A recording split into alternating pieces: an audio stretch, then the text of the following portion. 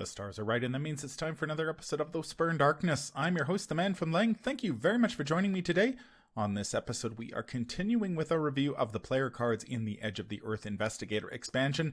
This time around, we are going to take a look at the Guardian and Seeker multi-class cards. I hope you'll stick around to hear our thoughts on Medical Student, both levels of On the Trail, and Michael Leigh. There are spoilers throughout if you care about that sort of thing. If you enjoy what you hear, remember to like, comment, and subscribe.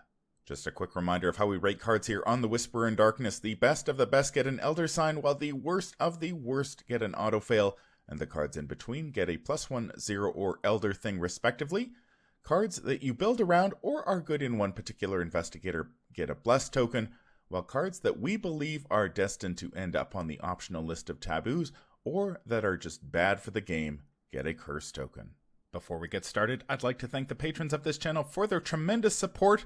The Arkham Horror LCG community is amazing, and these people have gone above and beyond to bring you content like these reviews. Speaking of amazing members of the community, special thanks to Kieran, the latest supporter to Embrace the Darkness. Thank you very much, Kieran, for your support. It is greatly appreciated. I hope your 2022 is filled with nothing but Elder Signs. If you'd like to be awesome like Kieran and support the channel's goals and see your name on this list, head over to patreon.com, sign up for a tier of your choice, and claim your rewards. That would be awesome. Special thanks to Cole Monroe Chitty for the art that graces this channel, Nicole Fiscus for the new Whisper in Darkness logo, and Nate Lost in Time and Space for the overlays as well as the intro. Thank you very much. I couldn't do it without you.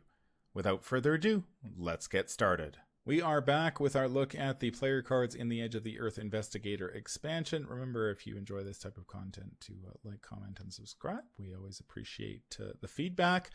We have finally reached the multi-class cards after making our way through the Guardian, Seeker, Mystic, Rogue, and Survivor cards. We have reached the multi-class cards. We're going to start off with Medical Student. It is a 2-cost asset with a willpower skill icon. It is a Guardian Seeker card, ally, Miskatonic, and Science traits. As a response, after Medical Student enters play, heal 1 damage and 1 horror from an investigator or ally asset at your location. The Medical Student has 1 health and 1 sanity and takes up an ally slot. Here we have Healing and Soak rolled into 1.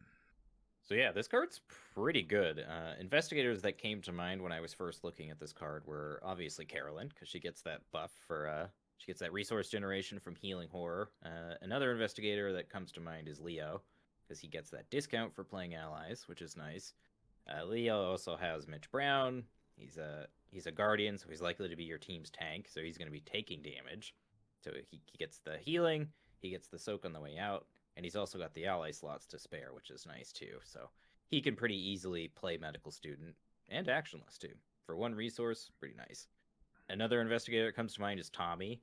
Tommy can get some healing, and then he can get the resources back after Medical Student kicks the bucket, which is cool.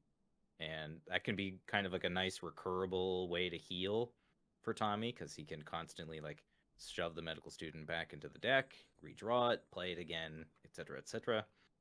Seekers also have Miskatonic Archaeology funding, and given the way that that card works and how you can only assign damage to Miskatonic allies in a particular way, Medical Student is likely to be an increase in value because you're going to be taking damage in horror, or at least more of it, because you can't spread the soak onto your allies as much. While Medical Student is only getting you 3 soak at that point, it's still pretty good. That being said, it's a pretty solid ally. We were just discussing the new weaknesses from Edge of the Earth. This is a great card to be able to heal those weaknesses. It's also nice in Edge of the Earth as well because you have the Expedition Crew, those allies that you get at the beginning of that campaign. I'm not going to spoil who they are or anything like that, but they all have really good abilities, and it's already been confirmed that those allies sustain damage throughout scenarios, so being able to top them off is pretty nice. To be honest, I think this ally it has a home in any deck that can take it. When I look at this, I initially want to compare it to things like Research Librarian, Laboratory Assistant, those low-cost Seeker allies that do a thing, and then you discard them to soak. Healing a damage and a horror, that's not bad, and then giving you a health and a sanity, that's kind of like in total, you're getting 2 health and 2 sanity out of this person, which is pretty good. But I think the really good stuff with this one is the fact that that Guardians can play it, because this is, if I remember correctly, the cheapest Guardian ally. Yeah, they have Guard Dog at 3 cost. They have Tetsuo at 3 cost. Beat Cop at 4 cost. Like, Guardians don't have a whole lot of good level 0 ally options, especially not cheap ones. And this fits right in there as a nice cheap filler slot for Guardians when they've like lost their Beat Cop, which they will because they tend to discard it, or they've lost their Guard Dog, which they will because Guard Dog you want to get hit, or Tetsuo also wants to get hit. So this thing being cheap, and you put it out there, you do some healing, and it doesn't stick around. Like, I think this is great in Guardians, and it's pretty good in Seekers. Like, this card's good. Like, it's just good. Like, plus we have to make our obligatory mention to In the Thick of It, right? You take one of each trauma. Now it's on from turn 1, and there you go. Yeah. Are we going to be doing that with every card now? We mentioned In the Thick of It, and we mentioned Seekers. Well, I think in this case it heals the trauma, right? So it's like it's a direct correlation. So that's true. So you always start off with a use for it, or someone in your group takes In the Thick of It, and you always start off with a use for it.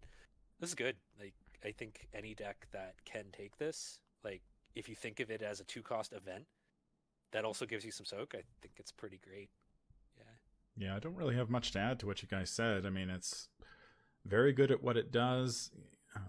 The one thing with these allies like medical student and the arts student we saw earlier is you're always looking for ways to try to trigger that response when they enter play repeatedly. So you've got cards like Calling in Favors that you can bounce this back to your hand and then play it again to get a little bit of extra healing if necessary. You've got Nate, you already mentioned Tommy, who can kill this thing off, shuffle it back into his deck to trigger it again. Yorick can do something similar by playing it from his discard pile to get healing and if necessary.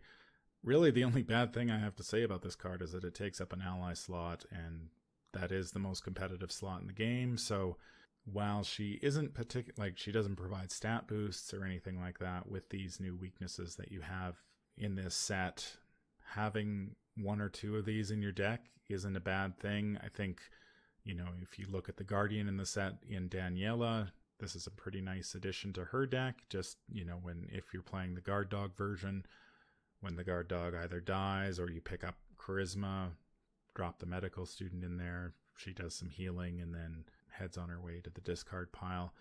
While I think I have the reputation as someone who hates all healing cards, I don't hate healing cards that actually heal as responses or that you can piggyback that healing on other effects, and so this is definitely one of the better healing cards in the game. How would you rate this one? I think I'm willing to give this a +1. Like Matt said, this is one of Guardian's only cheap allies. Especially in Guardian, that's really important because so many of your cards cost 3, 4, more than that resources. And having an ally that you can play reasonably cheaply that gives you essentially 4 soak is really good in that class. And kind of the same reason for Seekers too. Seekers don't have a lot of ways to heal damage, so this can be a really nice way to heal damage, whether you drew something like leg injury or you're playing Daisy and Daisy only has 5 health. Being able to heal one of those puts you out of range out of a certain treachery or something like that. That can be pretty good. And like I was saying earlier, in Edge of the Earth, there's those special allies you get throughout the campaign that sustain damage, and this is a good way to heal that. Like you were saying, Man from Lang, I think it's true in pretty much every card game. Life gain or healing in this case is only beneficial when it has some other tangible effect on it.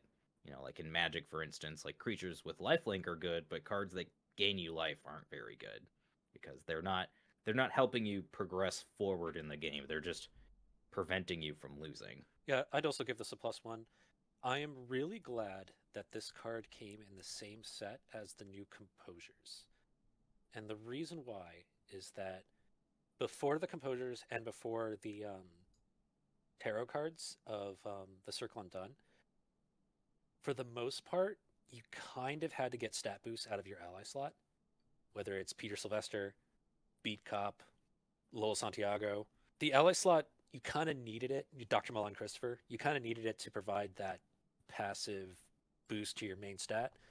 Nowadays, between the level 3 composures and taros, you have more options to get that boost that you previously needed an ally to give you. So what that means is that it opens up this idea of cheap one-shot allies that do a thing and then you lose them to soak. It opens that up to more decks, and I think Medical Student is a perfect example of it. Thanks to Ace of Swords and combat training, the Guardian has ways to get that combat boost without having to pay for Beat Cop or having to pay for Greta Wagner. So a Guardian can now be pretty safe doing like 2 Medical Students and 2 Tetsuo Moris. And those are cheap allies that are going to provide soak and do a thing.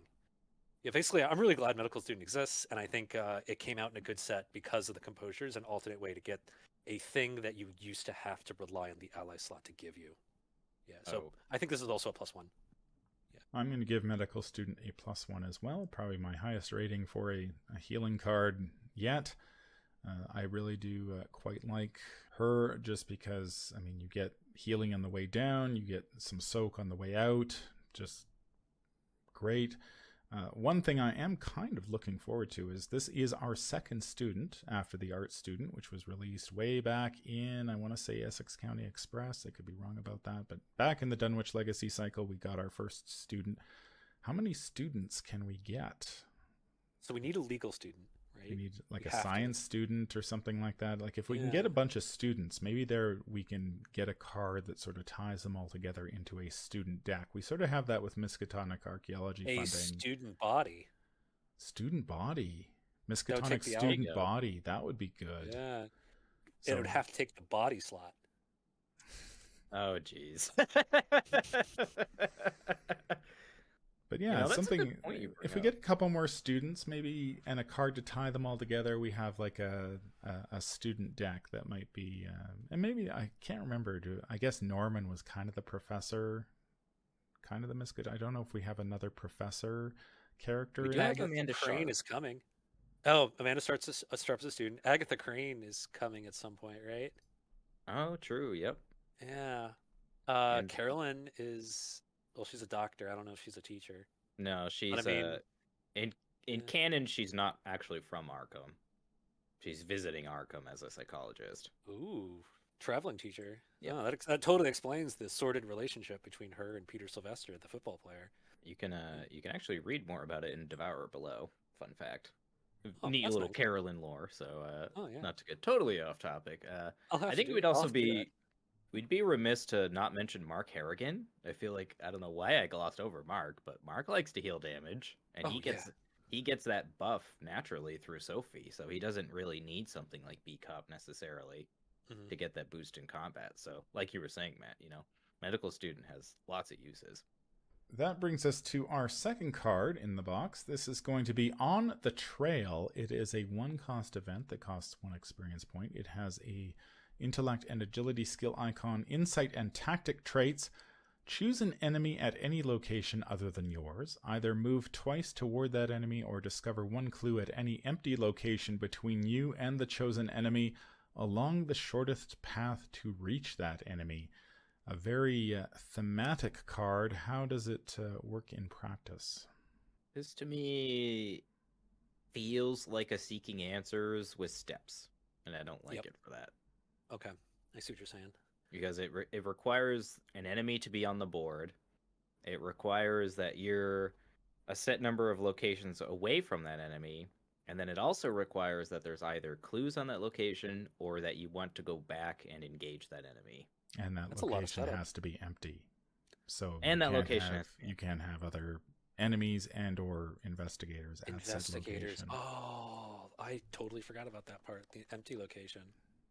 This card's really bad, I gotta admit. It's just too much setup for something that's not that much payoff. When you compare this to something like Ever Vigilant for 1 experience, like that's saving you 3 resources and possibly multiple actions. Like this card is not where you want to be.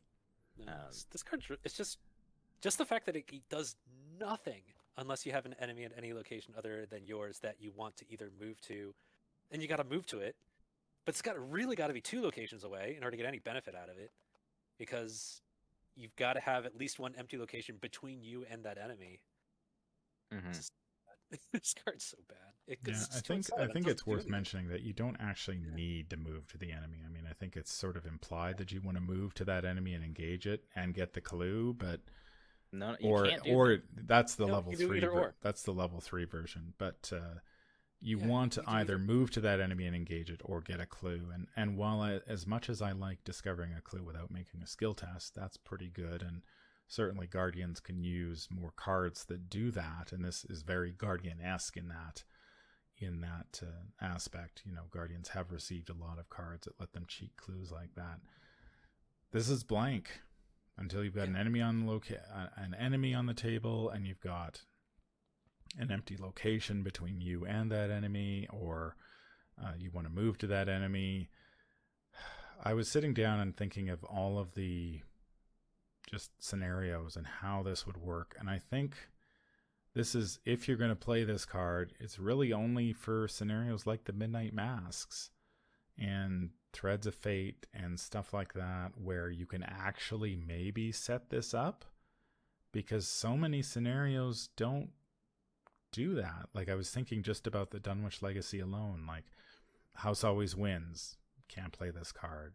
Miskatonic Museum, can't play this card. Essex County Express, can't play this card. Blood on the Altar, sure, you can probably set up a situation where you can play this card. Undimensioned and Unseen, yeah, maybe. Where Doom Awaits, nope. Lost in Time and Space, nope. So 2 scenarios in a campaign where this card might actually do some work for you. That's not a card I want to buy. You know, it just It's like, doesn't do enough. yeah, and the effect is just not good.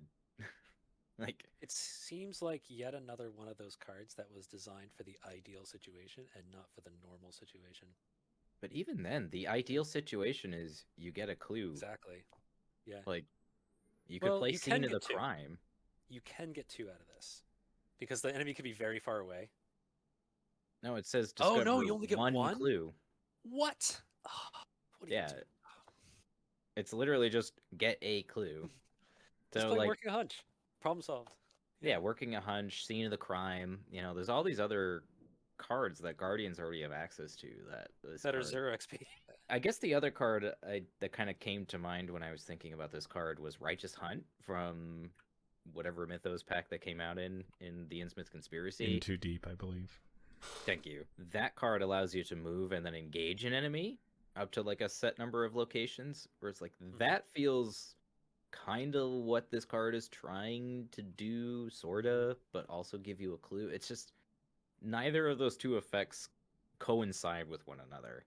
Mhm. It's like you're either leaving an enemy in the dust and grabbing clues along the way, or you're killing the enemy as a guardian.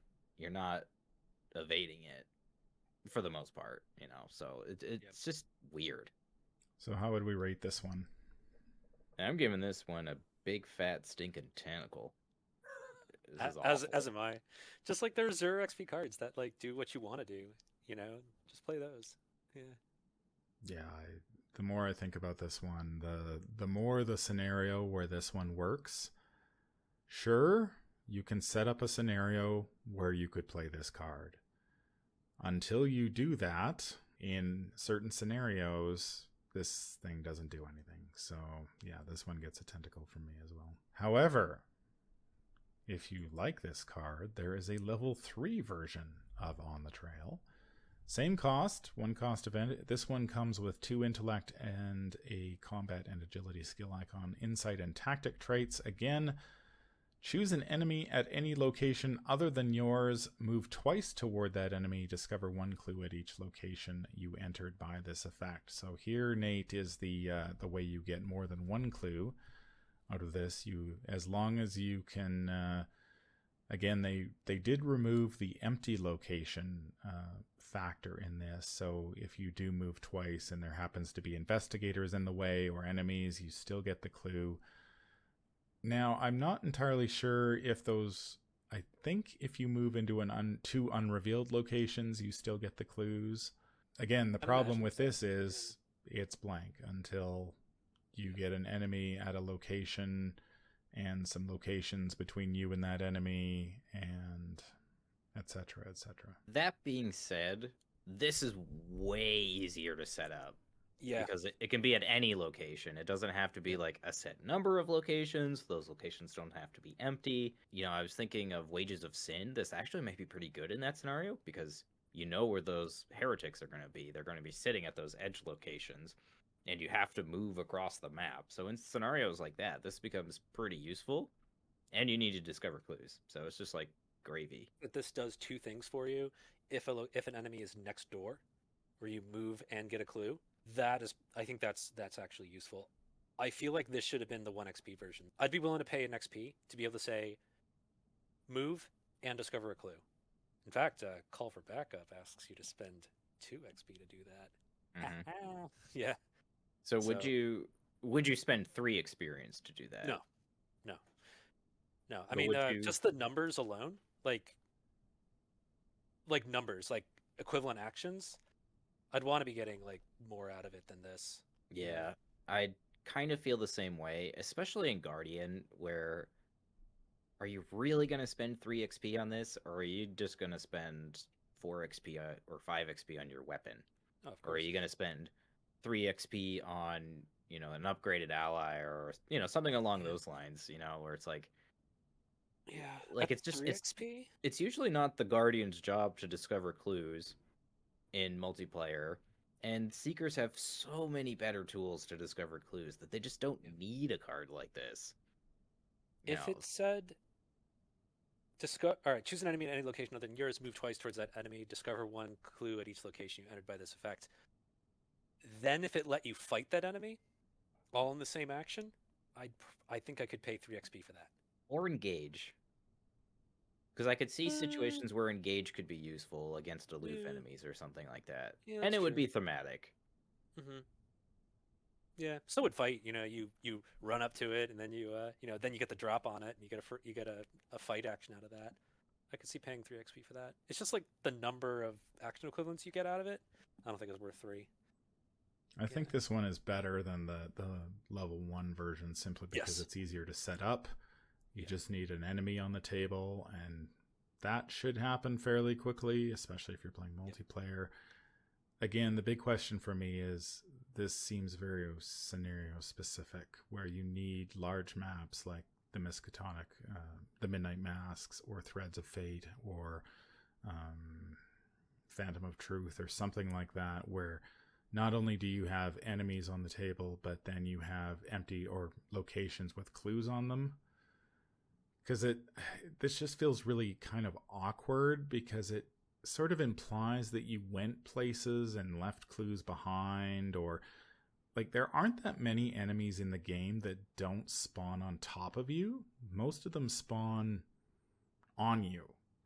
So this card to me suggests that the enemy spawned on you and then somehow you left that location, which means you evaded the enemy, which Guardians aren't going to do. So how exactly did you leave this location, wander off, and then decided to make your way back?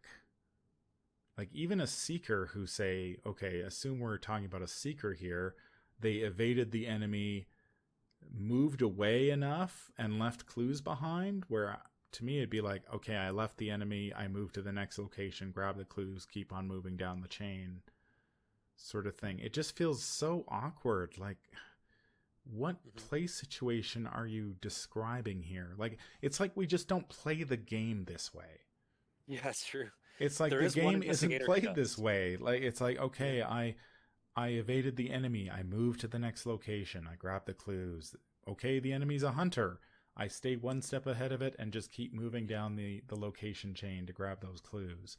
I'm not doing this weird moving multiple locations away and then circling back, unless I'm playing something like Threads of Fate, where I'm going in a circle, or Midnight Masks, where there's that circular flow to the game, where you may need to leave enemies behind. Or, in the case of Midnight Masks, an enemy spawns at you, pay your 2 clues, so-and-so shows up at the graveyard, or shows up at Northside, or shows up at downtown, and now you've got a natural. Here's an enemy that didn't spawn on you. Now you want to go there or head in that direction, and you get the clues on the way there. So then you can say if it's Peter who spawns at the university, I pick up a couple clues on the way. I get to Peter, I spend those clues, I parlay with him. You know, it all works out. But those situations just don't come up that often. So there is one investigator where it does, and that's Zoe Samaras. Just want to throw that out there before someone else makes the connection. Zoe's weakness is going to spawn something far away from you, and you need to go kill it, so that's an exception. Yeah, Tony Morgan, but he can't take the level 3 version. If you drew the thing that follows, right? That weakness, that spawns at the furthest location away from you. But you don't need to go after it. No, not at all. Yeah, but yeah. But still, I'd pay 1 XP for this effect, not 3. So how would we rate this one? The level 1 version got a tentacle across the board.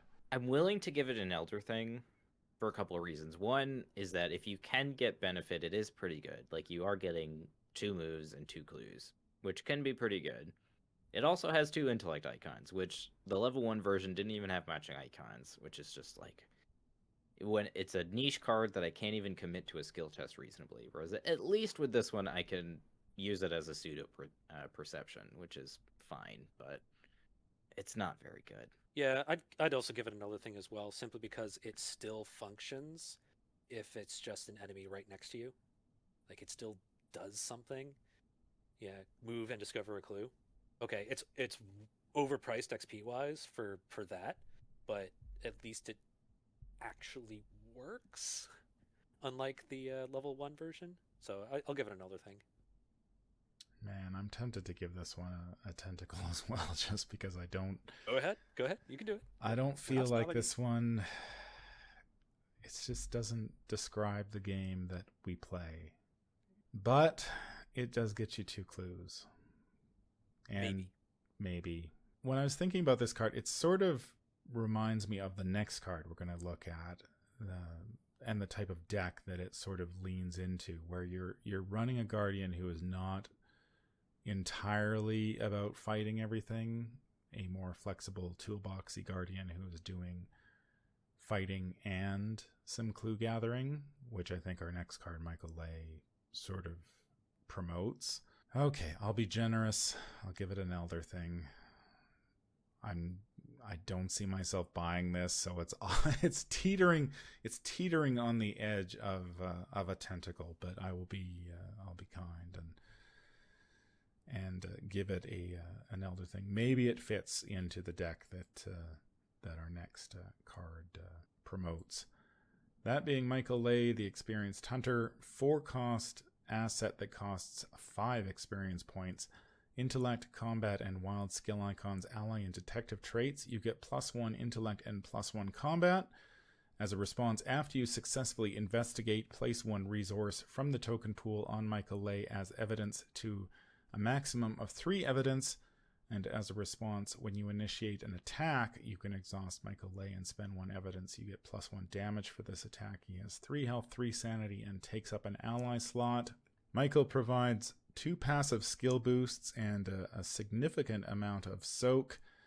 The ability to convert those investigate actions into bonus damage is good for this type of build, where I think largely a Guardian in this case, although it is a Seeker Guardian card.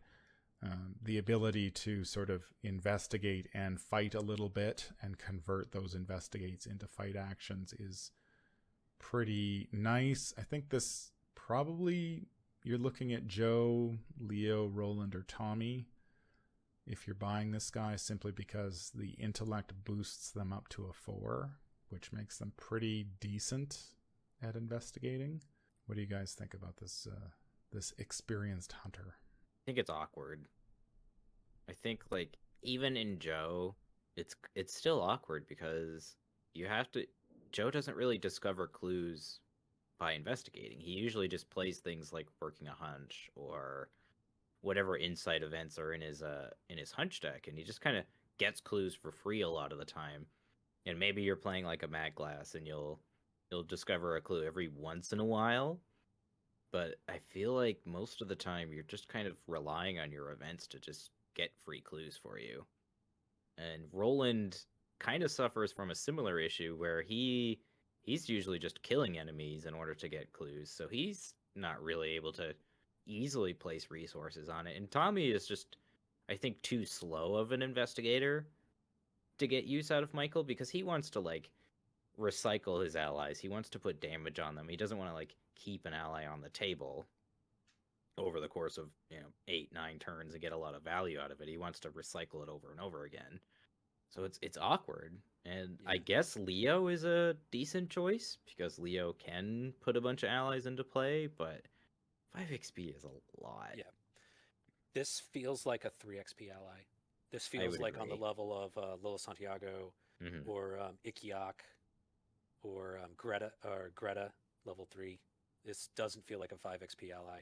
It's definitely not a 5 XP secret card, am I right, boys? Yeah, and it's definitely not on the level of agency backup. Like No. I do not see a world where I take this over a composure. I think I would agree with you. Yeah. I'd like in Joe, scientific theory is great because it doesn't compete with any other slots. And it's fast. And it costs 0. And all 3 XP. Yeah. There's a bunch of reasons why that card is, and it basically provides the primary thing you want, which is the stat boost. Yeah. Like the extra damage is nice, certainly, if you're fighting a lot of 3 health enemies, but I think aside from that, it doesn't really do a whole lot. I wish it was. I think it would be less awkward if it was after you defeat an enemy, put an evidence on this guy, and then you could use his evidence to discover additional clues when you successfully investigate. I think that would be less awkward. I think that would be more flavorful as well. That too, yeah. Because he's a hunter, right? So he kills things and then investigates afterward. Yeah. It seems kind of weird that he would investigate and then be better at killing things. I don't know. Like, I guess that's kind of thematic too, but it's also the flow of Arkham. When enemies show up, you need to kill them. Yeah. That's why I just sort of wonder whether this guy is sort of promoting a new type of deck when you combine this with the cards we've looked at previous, where it's like maybe that's why he seems somewhat lackluster, is because we haven't seen this type of deck before, especially with these types of investigators who would sort of benefit from his stat boosts. But Guardians tend to cheat clue. Like, if I'm playing a Guardian these days, I'm rarely investigating the old-fashioned way. I'm playing Scene of the Crime or Evidence or cards like that to get clues. So even investigating at a 4 isn't particularly good with the shroud values we've been seeing lately. Mm-hmm. Would you play this over Greta, who has the same stat boost, costs 3 XP, and auto-discovers clues when you defeat enemies? No, that's way better. Yeah, exactly. Yeah, probably not. Yeah. Because it also, like, that feeds into that deck's main strategy, which is to kill enemies. Yep. Whereas this sort of asks you to have a primary goal of investigating, but then also kill enemies, and that's just like not how the game is played a lot of the time. Like multiplayer, you're dedicating a person to investigate, you're dedicating a person to fight. And sure, there may be a generalist on your team, but by and large, that role is pretty niche, and this card just is awkward. It just costs a lot. The abilities don't work unless you activate both of them. You have to investigate and you have to attack enemies. You have to do it in that order too. You can't attack enemies and then investigate. You have to Yeah. So And if you're paying 5 XP for Michael, you're not paying 5 XP for a weapon. Mm-hmm. So you're settling for the 45, the upgraded 45, or or you're doing both, and then you're paying upwards of like 30 experience just to get your deck online. Yeah, exactly. Yeah, that's XP costs matter. How would you rate this one? I don't know. This one's tough. This one's really tough because I think on paper it seems really good. Like I feel like at first glance you're gonna be, oh, this is a great Joe deck, or this is a great card in Joe, but I think it ends up being and playing a lot more awkwardly than I think first impressions kind of give you about it. And I think for that reason alone, I'm gonna give it an Elder Thing. While the stat boosts are nice, you can get those from composers like Scientific Theory or allies like Greta, and the responses require you to kind of trigger them sequentially. And Arkham does not always play nice in that regard. Sometimes you're going to draw the enemy on turn one, and you're not going to be able to investigate. And you need that extra damage to kill that 3 health enemy so that you can investigate. But that's just not the way the cookie crumbles. I'm giving this thing a tentacle because there are very clear, like, mechanically superior options to this guy that are not hard to come by. If you're playing Joe Diamond, play Scientific Theory instead. If you're playing a Guardian, play Greta Wagner instead, or even beat Cop level 2 instead. Don't play this guy. I think between the 5 XP cost and when you say that you do sort of need to do these two responses need to be triggered sequentially, I am not a huge fan of cards that make you do a lot of work in order to trigger them. I feel like there might be a deck there at some point down the road where this guy might be the capstone, but right now, I don't know. I think you guys make a lot of good points. Him. I just read it again. You got to exhaust him, so the maximum you get is a vicious blow. Mm-hmm. Yeah. I think it would be a lot better if you could stack all 3 evidence on it, and then you're using Michael to just like push an attack over the top. That would be a lot more useful, especially in those late game situations where you need to kill a boss. But as it stands, like, this is just, I guess, essentially trying to be recurrable vicious blow, and ugh. I mean, another change they could have made to this card, one thing it's worth noting here is that you have to trigger Michael before the attack lands. So if you miss, you've lost you have nothing to show for what you... I mean, if this worked more like some of the cards we've seen lately, where it's like, attack, see whether you hit. Okay, did I hit? Great. I exhaust Michael. I get the extra damage. I would prefer to see that than, I'm going to attack, so I'm going to exhaust Michael. I have no idea if this is going to hit or not. Oh, I missed. Okay, now he's exhausted. I can't do it again.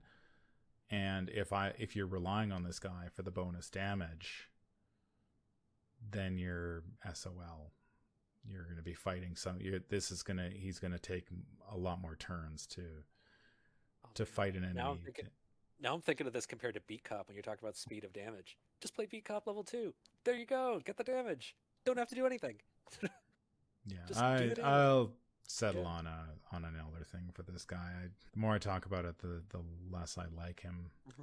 I think initially I'm like, yeah, maybe there's a deck here, and then you guys raise all good points, and perhaps there is no deck here. But I am sure if someone has built an amazing deck with this guy, we will hear about it in the comments. That's going to do it for our look at the Guardian/Seeker multi-class cards in the Edge of the Earth Investigator expansion. Do let us know in the comments below if you agree or disagree. Any final thoughts? I think it's kind of funny that of all the Guardian Seeker cards, the one that I think most people are going to kind of brush off initially is the one that actually is probably the most useful in Medical Student. Yeah. I think like the big flashy card is Michael Leigh. Like, he's a 5 experience ally. He's got 2 stat boosts. He's gonna deal extra damage. It's like that all seems great, but then in practice, it all kind of falls apart. And on the trail is just weird. But Medical Student, XP cards are just overcosted. They just cost too much XP. I wonder how much of that is because they're multi-class cards, because they're flexible in who can take them. That would be awful if that were true. Like, I would really hope that they didn't do that. I really have the suspicion that that's the case with On the Trail level 3. And it seems to be the case with a lot of upgrades, is that they'll do this like 1 experience and then 3 experience version, or 2 or 4. They do something along those lines because they want to restrict which investigators can take which cards. And it's like 3 experience, I think, becomes that kind of cutoff point where you really start to consider, okay, is this going to be a core card in my deck? And if it's not, then I'm not going to upgrade into it. Yeah, it feels like we got cards that, while they are Guardian and Seeker, I think they lean heavily in the direction of Guardian, because Seekers have way better ways to get clues, so on the trail is not really an issue for them, and I don't know many Seekers who are going to, besides Joe, who are going to go out and fight things toe-to-toe a lot of the time. So Michael definitely seems more like a Guardian card, but, they're just weak. They just end up being weaker Guardian cards that other Guardian cards do better. And the other thing, these too... definitely don't feel like these 3 definitely don't feel like Lily or Monterey cards, that's for sure. I was just going to say, yeah, like, of all the investigators that can take these cards, it's just kind of awkward with the investigators that can take them. Yeah. And when you think about Roland or Daisy, like, Daisy is certainly not going to play on the trail, and she's certainly not going to play Michael, because she's never going to punch things unless she's, like, mind over mattering or something like that. Abyssal Tome. Sure, but, barring those, like, really strange circumstances, that's just not how the game is played. That's going to do it for this episode. If you enjoyed what you hear, remember to like, comment, and subscribe. If you need to contact me, I can be reached at manfromlang@gmail.com. I'm also on Twitter at manfromlang. Until the stars are right, keep your shotgun close and your elder sign closer. Take care out there, and happy investigating.